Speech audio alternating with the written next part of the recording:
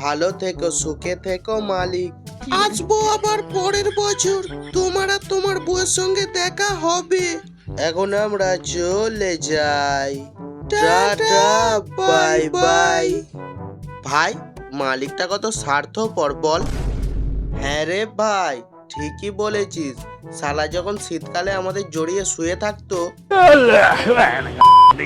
আর এখন দেখ ওই শালা পাকার সামনে গিয়ে ঘুরপাক খাচ্ছে। ওই শালা, তোদের কি হয়েছে? তোরা ক্যালবেল করছিস কেন? বলছি যে আমাদের যখন আর পড়বেই না, তাহলে তুলে দাও না। আরে তুলবো, আর কিছুদিন ওয়েট কর না। আর হ্যাঁ, আমাদের তোলার আগে তোমার গার্লফ্রেন্ডের সার্পোটাতে কেচে দিবে, হ্যাঁ? আর না যদি কাছো, তোমার কালো সাপটাকেই পুরো কেচে দেবো।